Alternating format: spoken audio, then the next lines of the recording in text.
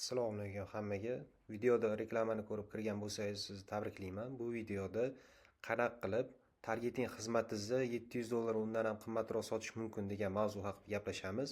Agar videoni oxirigacha ko'radigan bo'lsangiz, bu videodan keyin 5 qadamda qanaqa qilib o'z xizmatingizni qimmatroq va osonroq sotish yo'llarini aniq bilib olasiz.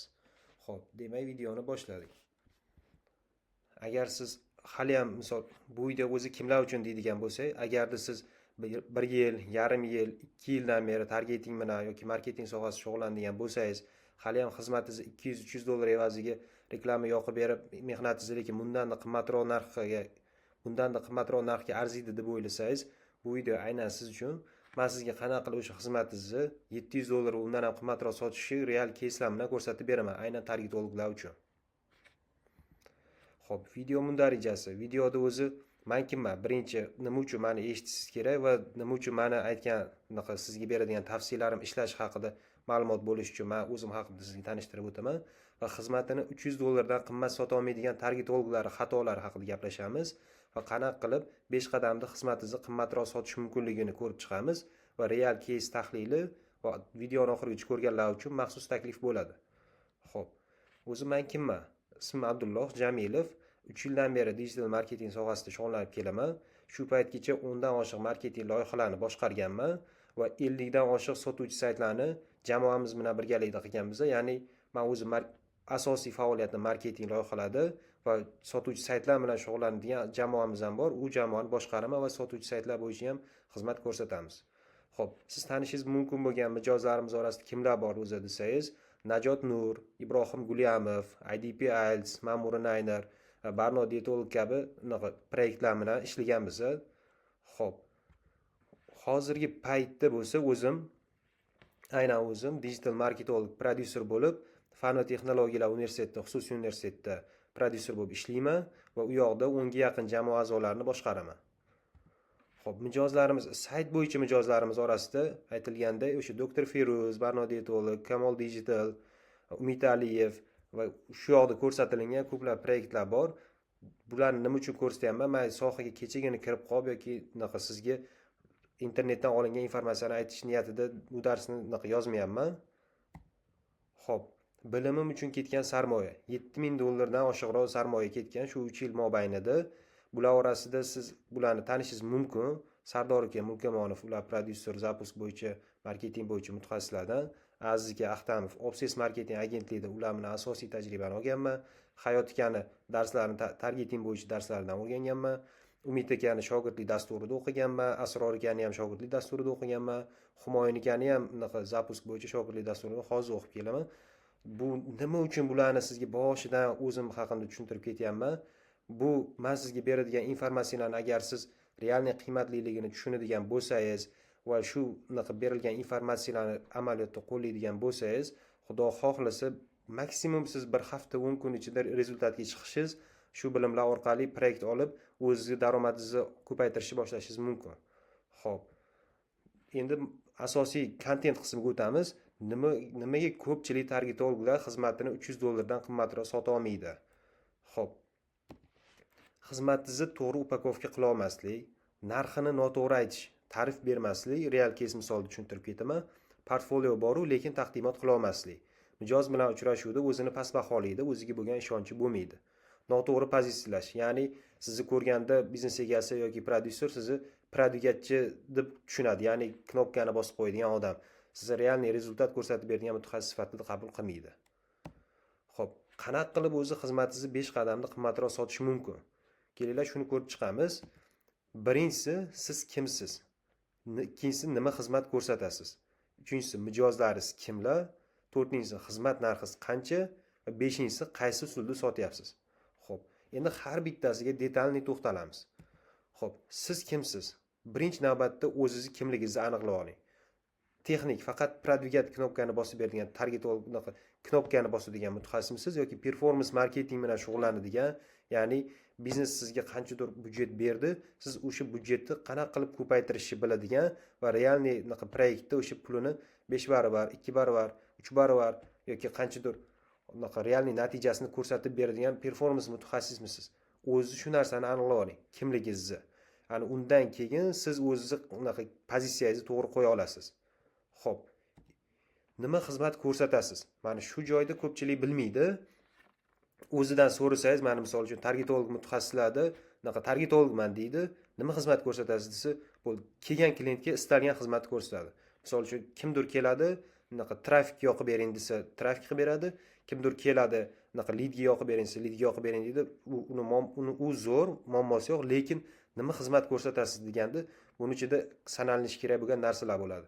Siz nimalar qilib berasiz klientga? Sizga klient keldi, siz briefing savollari berib biznesni o'rganasizmi? Raqobatchilarni o'rganasizmi? Unga taklif yaratib berasizmi? Taklifdan keyin reklama ssenariylarini yozib berasizmi? Yoki oxirida texnik target reklamasini yoqib berasizmi? Xuddi shu narsalarni bitta chiroyli qilib upakovka qilish kerak bo'ladi. Agar sizda upakovka bo'lmaydigan bo'lsa, xizmatingizni unaqa o'ylamasangiz ham bo'ladi, o'sha $200, $300 oshirish haqida. Buning uchun siz chiroyli qilib upakovka qilishingiz kerak va aniq qiymatni klientga ko'rsatib bera olishingiz kerak. Xo'p, mijozlaringiz kimlar? Mana shu joyda ko'pchilik mana targetologlar bilan gaplashaman, sayt bo'yicha mutaxassislar bilan gaplashaman, SMchilar bilan, umumiy frilanser mutaxassislar bilan ko'p gaplashaman. Shunda ulardan so'rayman, targetologlardan, saytchilardan, "Sani klienting kim?" desam, ko'pchilik o'ylaydi, ani faqat biznes egasi deb o'ylaydi. To'g'ri, sizning klientingiz biznes egasi bo'lishi mumkin. Biznes egasi bu bitta segment. O'zim maqsadli mijozingizda qanaqadir sizda segmentlar bo'ladi. Misol uchun, sayt bo'yicha mutaxassis oladigan bo'lsa yoki targetolog sayt bo'yicha mutaxassis oladigan bo'lsa, misol uchun klientni, uni klientlari kim desangiz, birinchisi bo'lishi mumkin, to'g'ri, biznes egasi. Ikkinchisi kim bo'ladi desangiz, biznes egasi kim desangiz, o'zi biznes egasi biznesi uchun sayt qildirmoqchi bo'lgan mutaxassis, unaqa biznes egasi. Lekin ikkinchisi SMMchi bo'lishi mumkin. SMM manager, unaqa o'zini proyekti uchun sayt qildirmoqchi bo'lgan SMM manager bo'lishi mumkin. Targetolog bo'lishi mumkin keyingi segmentda. Targetologda u aynan zapusk bo'yicha vebinarlarga trafik olib kirsa yoki boshqa unaqa proyektlar bilan ishlasa, sotuv bo'yicha ishlaydigan targetolog bo'ladigan bo'lsa, proyektlarga rezultat ko'rsatib, u proyekti uchun sayt qildirmoqchi bo'lishi mumkin va saytchi mutaxassisi ham klientni targetolog bo'lishi mumkin.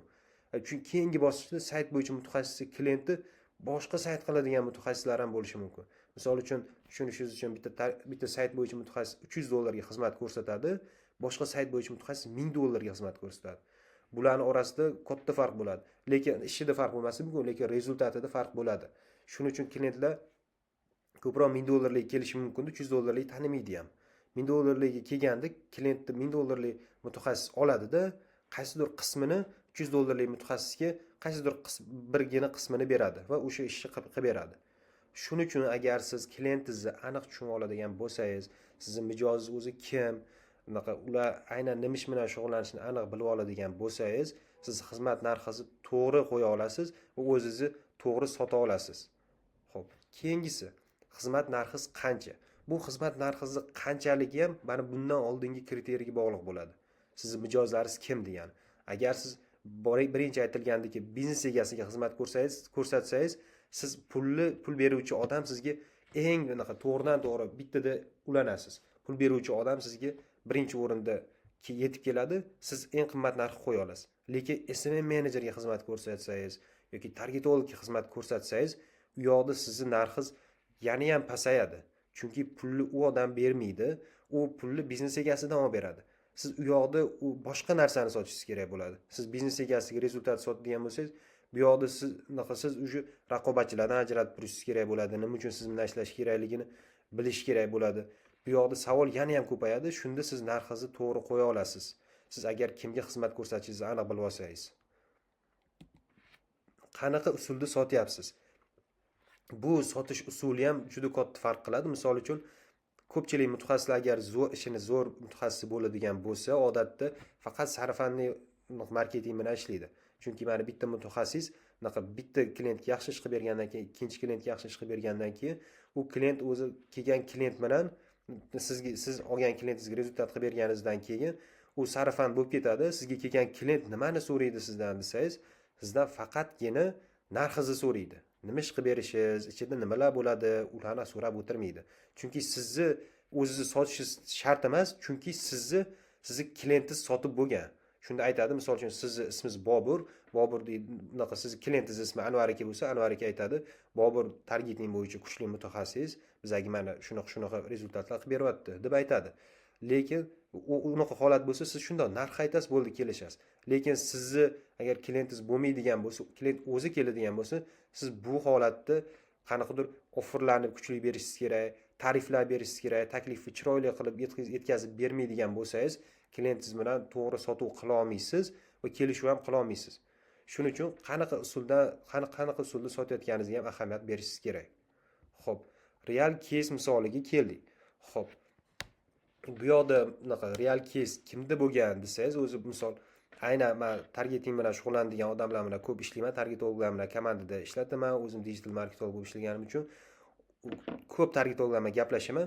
Bitta case bo'lgan, o'zimda bitta targetolog tanishim, ular mendan so'radi. Abdulloh, bitta proyekt bor, u proyektni men qanaqa qilib qimmatroq sotishim mumkin degan.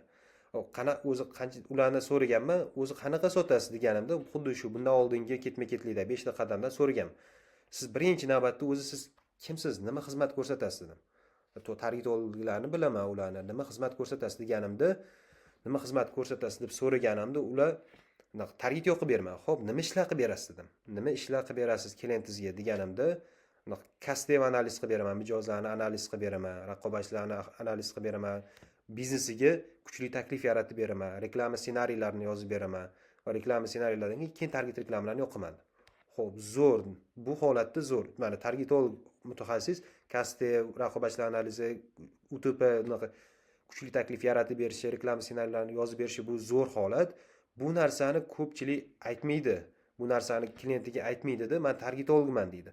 Bo'ldi, agar targetolog deb agar o'zini nomlaydigan bo'lsangiz dedim, bu holatda biznes egasi targetolog kim deb tushunadi desa, prodvigатchi deb tushunadi. Ya'ni bo'ldi, men reklama bitta video olib beradi, shunga prodvigat qilib beradi, bo'ldi, shu orqali bizga klient keladi. Unaqa agar biznes egasi sizni $200, $300 qimmatroq narxga arziydi deb o'ylamaydi, agar siz o'zingizni qiymatingizni yetarli darajada ochib bermaydigan bo'lsangiz. Xuddi shu narsani ularga tushuntirdim. Birinchi navbatda kimligingizni aniqlang. Ular kimligini aniqladi. Bu narsadan keyin nima dedim? Siz o'zi targetolog emas, performance marketolog deb tanishtiring dedim. Siz agar targetolog deydigan bo'lsangiz, targeting xizmat uchun $500 dan qimmat to'lashga odamlar, biznes egasi og'rinadi, u narsaga ishonmaydi. $500 ga nima uchun deydi, texnik ishga men $500 dan qimmat to'lashim kerak. Siz u yoqda uje texnik ish emas, $500 dan qimmatroq narx olishingiz uchun siz performance mutaxassis, ya'ni marketolog, performance marketolog bo'lib ko'rinishingiz kerak klientga. Xuddi shu narsani tushuntirdim. U zo'r dedi. Xo'p, nima qilsam bo'ladi? Yana nima qilsam bo'ladi? Qanaqa berasiz narxingizni dedim. Narxingizni berishdi dedim. Narxda ular odatda nima qilar ekan? Klient keladi, hammasi sarafanli varonka bo'lib kelgani uchun ular reklamadan targetolog o'zlariga klient olmaydi. Hammasi sarafanli varonka bo'lib kelgani uchun ular nima deydi? U yoqda asosiysi kelgan varonkada kelgan klientlarda $500 narx aytadi. Klientlar keladi, klientlarga $500 narx aytadi. U yoqda xo'p, slayd ko'rsatmayman. Bu yoqda slaydda o'sha customer analiz nima xizmat ko'rsatishini ham tushuntirib ketaman. Nima xizmat ko'rsatishini aniqlab olgan, customer analiz, kuchli taklif, reklama ssenariysi, target reklamalarni ishga tushirishi, sotuv bilan bo'limi bilan doimiy aloqada bo'lib turib, lidlar sifatini nazorat qilishi. Xo'p, shundan keyin o'sha tarif bering dedim. Tarif berishdan oldin o'zi qanchaga xizmat ko'rsatasiz deganimda, ular $500. $500 bo'lganidan keyin klient keladi. Agar siz faqat $500 dan narx aytadigan bo'lsangiz, klientga odatda klient tushiring, 400 qiling, 300 qiling deydi-da va kelishasiz. Siz o'sha narxga kelishib qo'yganidan keyin ularda odatda arzonroq kelishib qo'ysa, doimiy shu narxda ishlaydi. Keyin narx oshirishga e'tiroz bo'ladi. Agar siz klient bilan arzonroq narx kelishganingizdan keyin 2 oydan keyin, 1 oydan keyin, 3 oydan keyin narx oshiraylik deb aytadigan bo'lsangiz, klientingiz nima uchun narx oshirish kerakligini tushunmaydi. Shuning uchun siz tarif berishingiz kerak. Ularga xuddi shu narsani aniqlagandan keyin tarif qilib bering dedim. Qanaqa bo'lgan tarif desangiz, 3 xil tarif qilib bering dedim. Target yoqib berish. Birinchisi prodvigat qilish. Prosta target yoqib beraman, bo'ldi. Reklama ssenariylar, reklamalarni o'zingiz berasiz, hamma narsani yoqib beraman. Bunda sotuv faqatgina texnik tarafini yordam beraman. Keyingisida targetologlik qilib beraman, ya'ni qanaqa reklama ssenariylarini yozib beraman, target reklamasini yoqib beraman va lidlarni analiz qilib sotuv bo'limi bilan doimiy aloqada bo'lib turaman. Bu targetolog qiladigan ish. Reklama ssenariylarini yozdi. U yoq o'sha performance marketolog nima ish qiladi desa, customer analizini o'tkazadi. Customer analizini o'tkazganda bu maqsadli mijoz analiz qiladi, kuchli taklif ishlab chiqadi, biznes uchun sotuvlarni oshiradigan kuchli taklif ishlab chiqadi. Undan keyin raqobatchilar analizi qilinadi, reklama ssenariylarini yozilinadi, target reklamasi yoqish va lidlarni analiz qilish. Agar siz xuddi shu narsani qiladigan bo'lsangiz deb aytdim man ularga, birinchi tarifingizni uchinchi mana sizni performans marketologlik tarifingizni narxini bu narxga birinchi tarifga $500 qo'ying dedim. $500 birinchi tarifga. Ikkinchi tarif targetologlikka $700 qo'ying dedim. Uchinchisiga $800 deb qo'ying dedim. Siz faqatgina marketologlik qilib berganingiz uchun onlaynda $800 qo'ying deb aytdim. Agar siz shu narsani qiladigan bo'lsangiz, mana $800lik xizmatingizni klient nima deydi dedim. $500 ga qilib bering deb aytadi dedim. Klient xuddi shu narsani so'rab, marketing xizmatingizni mana birinchi narxga qilib bering deb aytadi dedim. Va xuddi shu narsani qilgandan keyin klientni oldiga borib, aynan o'sha targetolog $800lik xizmatni aytganda, xuddi shu tarifni berganda $500 emas, shu xizmatini 3-tarifdagi xizmatni $600 ga birinchi oylik kelishuvda ishlab, kelishuv qilib, hozir bir 5-6 oydan uzoq muddat davomida hali ham o'sha klientlarim ishlab keladi. Nima uchun bu narsani aytib beryapman? Tarif qo'yish sizga doimiy mana klientingizga sizni qimmatroq va kuchliroq mutaxassisligingizni ko'rsatib beradi. Va siz qilib berayotgan ishingizni oldindan qimmatligini aytib qo'ysangiz, narx oshirishga e'tiroz bo'lmaydi sizda. Xo'p, o'zi nima uchun tariflash kerak? Nima uchun Apple o'zi tariflash instrumentidan foydalanadi desangiz, mana ko'rinib turibdi sizga iPhone 14, 14 Pro, 14 Pro Max.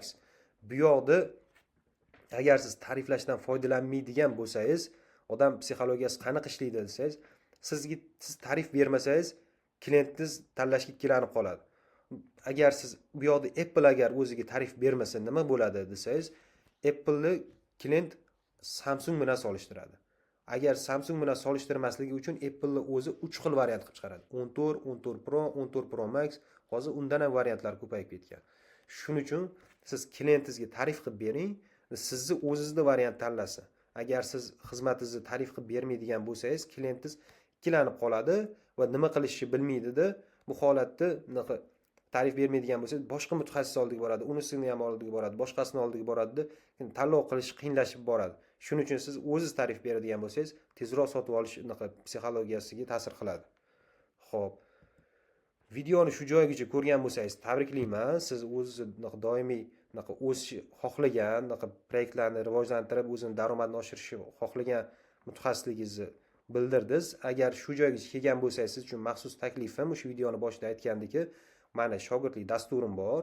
Shogirdlik dasturi qanaqa dastur o'zi desangiz, performance marketingga yo'naltirilgan, asosan copywriting va sotuv voronkalari bo'yicha ishlanadigan shogirdlik dasturi hisoblanadi. O'zi kimlarga to'g'ri keladi shogirdlik dasturi desangiz, shogirdlik dasturi agentlikda hozir kam maoshga ishlayotgan, lekin o'z xizmatlarini mustaqil ravishda sotishni o'rganmoqchi bo'lganlarga, harakat qilyapman, lekin mijoz yo'q degan holatda qotib qolgan mutaxassislar, o'zi uchun proyekt qidirayotgan odamlarga va freelansda daromadini $1000 ga olib chiqmoqchi bo'lganlar uchun to'g'ri keladi.